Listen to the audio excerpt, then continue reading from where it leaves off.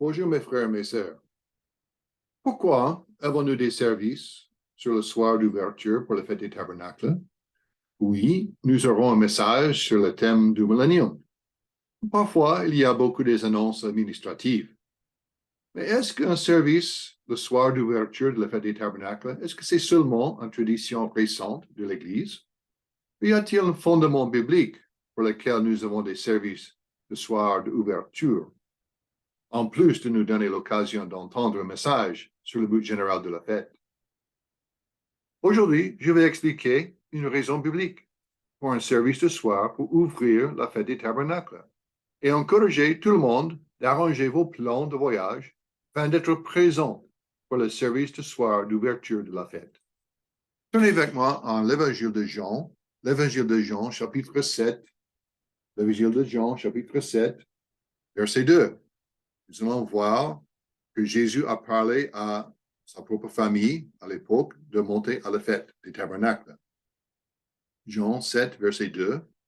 Or, la fête des Juifs, la fête des tabernacles, était proche. Et ses frères lui dirent, pars ici et va en Judée, afin que tes disciples voient aussi les œuvres que tu fais. Verset 8. Jésus dit, montez, vous à la fête. Pour moi, je n'y monte pas encore, parce que mon temps n'est pas encore accompli. Verset 10. Lorsque ses frères furent montés à la fête, il y monta aussi lui-même. Et Jésus, il a prêché à la fête des tabernacles. Jésus a observé la fête des tabernacles. Il a monté plus tard pour éviter d'être arrêté par les autorités religieuses à la fête des tabernacles, parce que c'était 6 mois avant la Pâque et c'était à la Pâque qu'il devait être arrêté et souffrir pour nous tous. Tous les chrétiens doivent suivre l'exemple de Christ et aussi vraiment d'observer le commandement qu'il a donné de monter, observer la fête. Ces paroles n'étaient pas seulement pour sa famille immédiate à ce moment-là, ils s'appliquent à nous tous maintenant. Observation intéressante. Le service du soir d'ouverture pour la fête des tabernacles ouvre 8 jours spéciaux de culte ou d'adoration de Dieu. Il y a une symétrie et un parallèle aux fêtes de printemps. Le service de la Pâque est un service du soir qui ouvre 8 jours de culte printanier ou d'adoration de Dieu dans le printemps.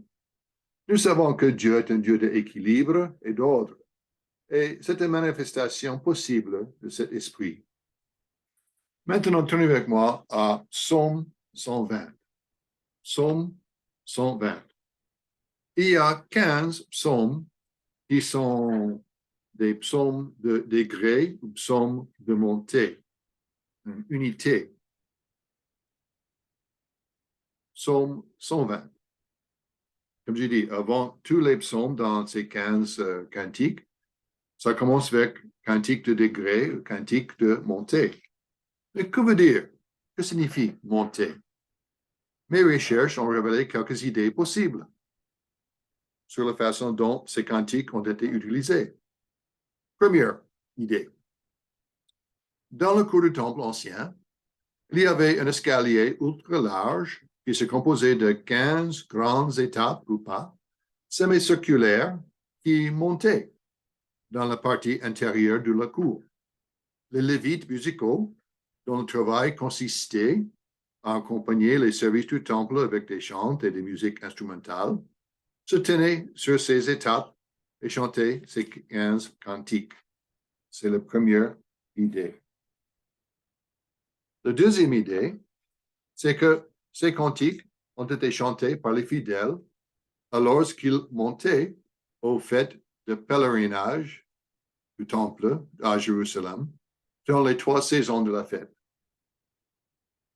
Troisième idée. Ce sont des cantiques chantés sur une note musicale très haute. Quatrième idée. Les cantiques ont commencé avec un ton basse, puis on a monté de façon musicale. Et cinquième idée, ces 15 cantiques étaient des cantiques chantés par des Juifs revenant de Babylone à Jérusalem à l'époque d'Esdras. La plupart des commentateurs sont d'accord avec les choix 1 et 2. Quels sont les sujets de ces cantiques de degrés, de cantiques de montée? Il semble qu'il y a une progression qui commence à le jour de trompette jusqu'à la fête des tabernacles en passant par le jour d'expiation. Certains ont suggéré que les cantiques ont été chantés à partir du psaume 120, le jour de trompette, sur la marche, l'étape la plus basse des étapes du temple. Puis chaque jour, le choral du temple montait d'une étape ou d'un pas et chantait la cantique suivante. Il est difficile de le confirmer, mais c'est une pensée attrayante. Psaume 120. Psaume 120. Je vais lire. Cantique de degré ou cantique de montée. Dans ma détresse, c'est l'Éternel que je crie, et il m'exauce. L'Éternel, délivre mon âme de la lèvre mensongère, de la langue trompeuse. Que te donne, que te rapporte une langue trompeuse, les traites aiguës de guerrier avec des charbons ardents de gêner. Malheureux que je suis de séjourner à Méchec, d'habiter parmi les tentes de Kédar. Assez longtemps, mon âme a demeuré auprès de ceux qui haïssent la paix. Je suis pour la paix, mais dès que je parle, ils sont pour la guerre.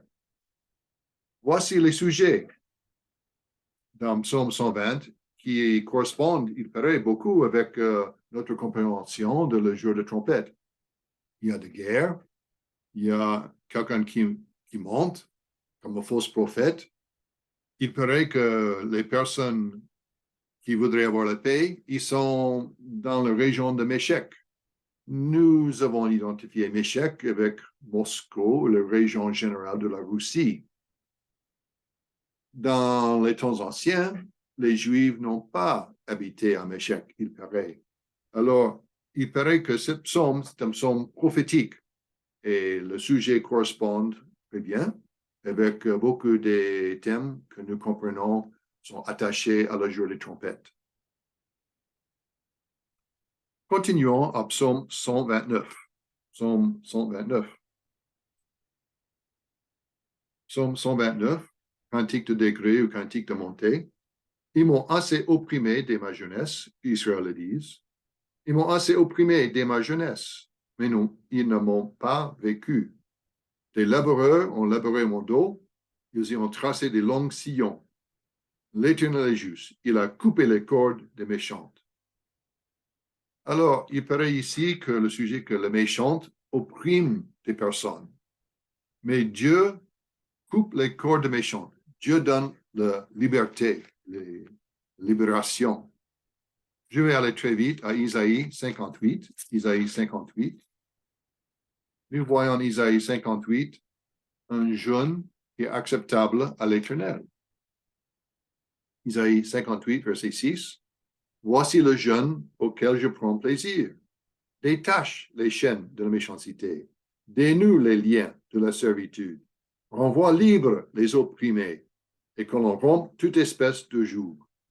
Il paraît que le sujet de Psaume 129 correspond assez bien avec l'idée de jeûner et le fait qu'un jeûne acceptable à Dieu nous aide à être libres de méchanceté, d'être libérés de méchanceté. Psaume 133. Si nous continuons, après le jour d'expiation, nous approchons plus proche à la fête des tabernacles. Et dans le premier verset, en Psaume 103, Psaume 133, cantique de degré, le cantique de montée. Voici, oh, il est agréable qu'il est doux pour des frères de demeurer ensemble. Quand les gens commencent à rassembler pour la fête des tabernacles, il y a beaucoup de réunions familiales, il y a beaucoup de joie. Maintenant, nous arrivons au psaume 134. Psaume 134. Cantique de degré, cantique de montée. Voici, bénissez l'Éternel, vous tous, serviteurs de l'Éternel, que vous tenez dans la maison de l'Éternel pendant les nuits. Élevez vos mains vers le sanctuaire et bénissez l'Éternel. Il paraît qu'il y a deux parties de cette psaume. Les premiers deux versets que nous avons lus, il paraît que les adorateurs qui étaient dans le temple pendant la nuit Ils exhortent les prêtres, les sacrificateurs qui sont dans la maison de l'Éternel d'élever la main vers le sanctuaire et bénir l'Éternel. Et puis les sacrificateurs, les prêtres, en verset 3, ils donnent une bénédiction aux adorateurs. Que l'Éternel te bénisse de Sion, lui qui a fait les cieux et la terre. Donc, il paraît ici que nous voyons les prêtres, les sacrificateurs et les adorateurs, ils sont tous dans le temple pendant la nuit. Pendant la nuit. Il y avait toujours une équipe de nuit au temple pour garder le candélabre allumé et assurer la sécurité du lieu saint. Mais il est intéressant de noter que cette équipe de nuit est mentionnée ici, dans le 15e cantique de degré, cantique de montée. Si nous comptons à partir de psaume 120, le jour de trompette, alors le 15e cantique est sur le soir d'ouverture de la fête des tabernacles. Alors, nous voyons des services au soir spécifiquement mentionnés. Et remarquez que les prêtres, les lévites et les gens sont spécifiquement dans le temple pendant la nuit. L'Église de Dieu du Nouveau Testament est composée des prêtres royaux spirituels. Nous devrions aussi être ensemble pour adorer et chanter à Dieu cette nuit spéciale. Tenez avec moi à Psaume 30, pas Psaume, Isaïe. Isaïe 30 et verset 29. Isaïe 30, verset 29. Il est dit ici, vous chanterez comme la nuit où l'on célèbre la fête. Vous aurez le cœur joyeux comme celui qui marche au son de la flûte pour aller à la montagne de l'Éternel vers le rocher d'Israël. C'est intéressant. Il paraît qu'une autre indication ici qu'on est dans le temple, on a un service pendant la nuit et on chante pendant la nuit à l'Éternel. Peut-être c'est une indication d'un service au commencement de la fête des tabernacles. Le mot fête, on célèbre la fête et le mot est singulier. Alors, peut-être c'est une référence à la fête des tabernacles, l'ouverture, peut-être. Action suggérée. Je voudrais encourager chacun de nous de lire les cantiques de degré en commençant par psaume 120, le jour de trompette, puis lire successivement les psaumes suivants, un par jour, jusqu'à nous lisions le psaume 134, le soir de l'ouverture de la fête des tabernacles. Nous espérons que cela nous aidera tous à nous mettre dans l'état d'esprit des pèlerins lorsqu'ils se rendront à la fête et à susciter l'enthousiasme à l'approche de la fête des tabernacles. Soyons en accord avec la Bible, les indications que nous avons, que Dieu veut non seulement que nous gardions la fête des tabernacles, mais aussi que nous nous présentions devant lui lors des services d'ouverture, comme indiqué par Psaume 134. Chantons de tout notre cœur en ouvrant la fête.